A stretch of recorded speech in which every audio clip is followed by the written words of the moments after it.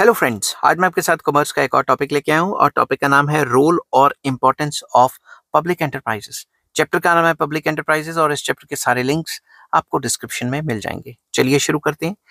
The public sector has been playing a vital role in the economic development of a country. Public sector काफी important role play करता है देश की तरक्की के लिए।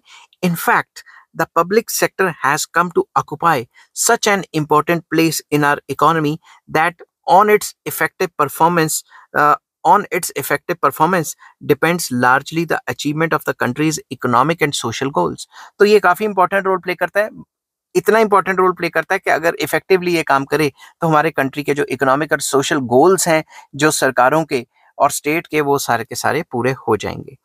Public sector is considered a powerful engine of economic development and an important instrument of self-reliance। ये भी कहा गया कि पब्लिक सेक्टर एक हमारे देश के तरक्की करने के लिए एक पावरफुल इंजन माना जाता है और पब्लिक सेक्टर की मदद से ही हम अपने खुद के पैरों पे खड़े हो सकते हैं ताकि हम बाहर वाली किसी भी कंपनियों पे डिपेंडेंस कम कर दें या ना के बराबर कर दें। The main contributions of the public sector enterprises या public enterprises of the to the country's economy may be described as under। मतलब उसकी जो मेन इंपॉर्टेंसेस हैं, जो फायदे हैं वगैरह वगैरह, वो नीचे डिस्कस किए गए हैं। ठीक है, तो सबसे पहले आ गया rapid industrialisation. At the time of independence there existed serious gaps in the industrial structure of the country, particularly in the field of heavy industries। जब हमारा देश आजाद हुआ उस टाइम पे काफी सीरियस गैप्स थे। जितना इंडस्ट्रीज हमें चाहिए थी उतनी इंडस्ट्रीज नहीं थी और प्राइवेट के पास इतना पैसा नहीं था कि वो खोले या रिस्क ले। तो इसीलिए public sector enterprises important role play करती हैं कि उस टाइम पे सरकारी कंपनीज खोली गई ताकि इंडस्ट्रियलाइजेशन कंट्री में फैले। Basic and key industries require huge capital investment, involve considerable risk and suffer from long gestation periods। तो जो बेसिक की इंडस्ट्री थी इंफ्रास्ट्रक्चर वगैरह की, तो उसमें एक तो पैसा बहुत ज्यादा चाहिए था और जेस्टेशन पीरियड बहुत लंबा था। मतलब काम को शुरू करना उन फैक्ट्रीज को और खत्म करना वो काफी लंबा था और रिस्क भी काफी था, इसलिए प्राइवेट सेक्टर नहीं आ रहा था। Private sector concerns do not come forward to establish such industries. वही वाली बात जो मैंने अभी कही, public sector has help to fill this gap.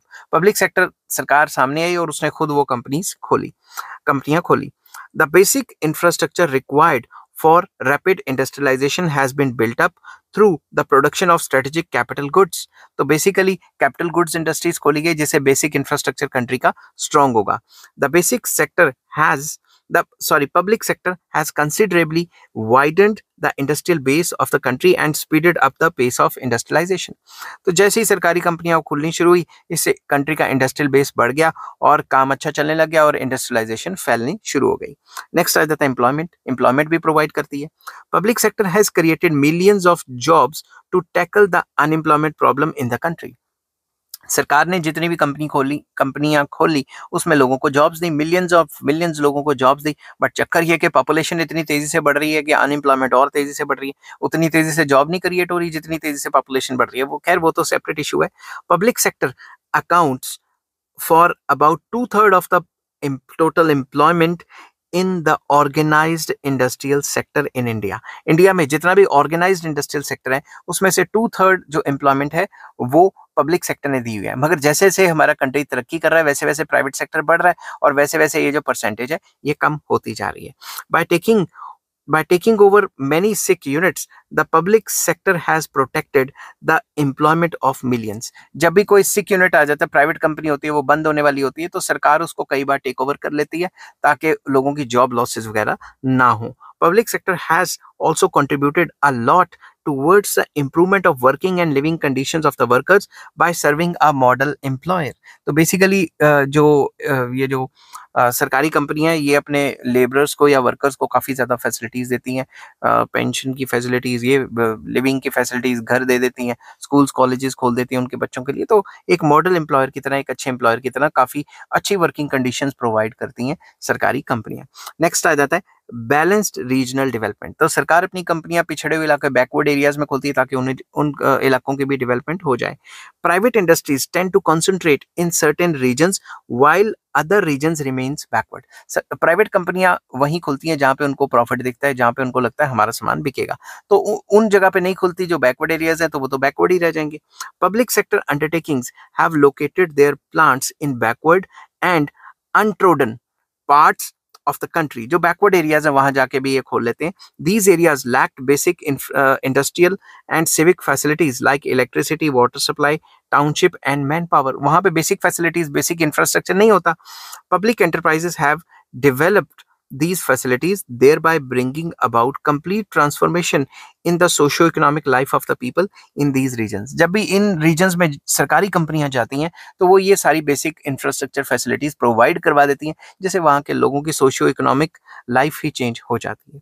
Next point आ जाता है optimum utilisation of resources, fuller utilisation of resources. Basically public enterprises make better use of scarce resources of the country.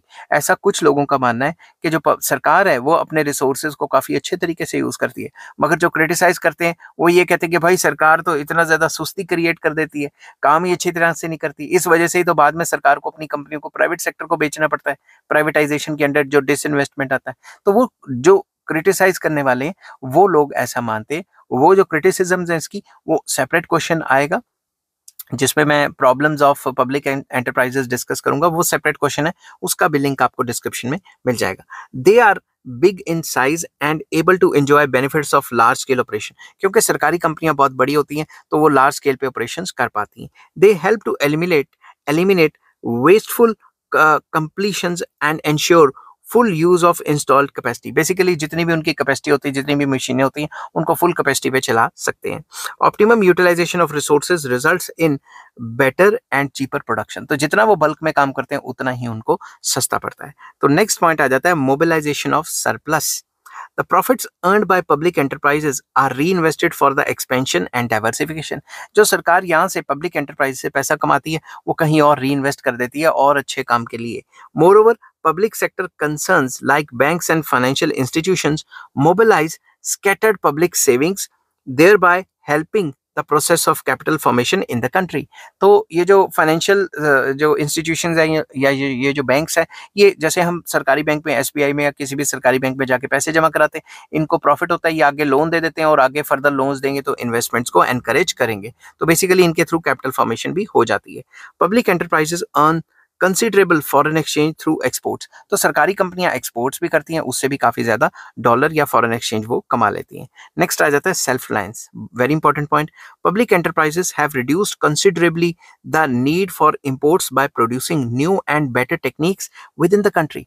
ठीक है, बेटर टेक्निक्स नहीं, better products with in the country. With in the country वो अच्छे product बना देती है, तो हमें बाहर वाली चीजों को खरीदना नहीं पड़ता, जिससे हमारी जो करेंसी है वो सेव हो जाती है. हमारी करेंसी बाहर नहीं जाती है, हमारे पास फॉरेन करेंसी सेव हो जाती है.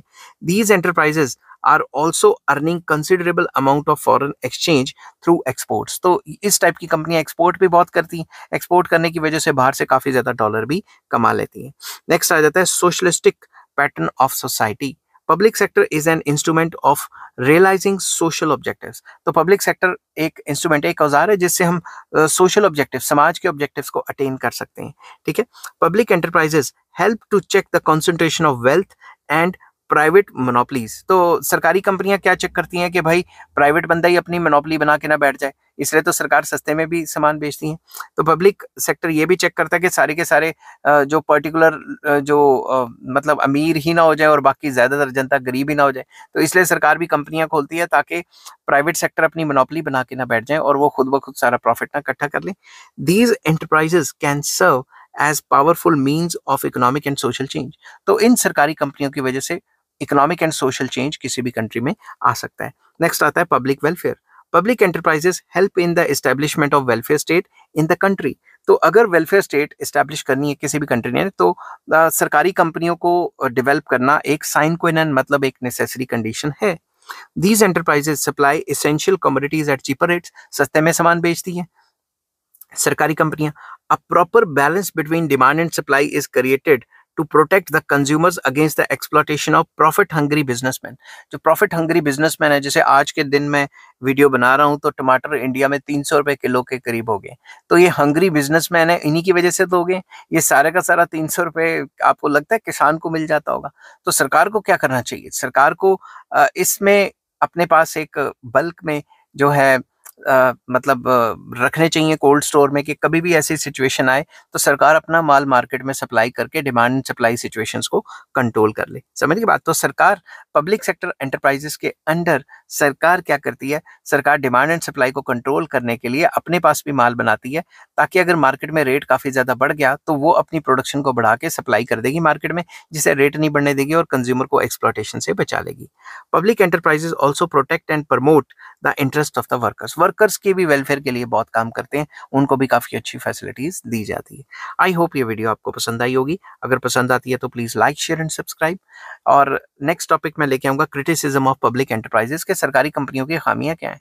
उसका भी लिंक आपको डिस्क्रिप्शन में मिल जाएगा। Take care, bye bye.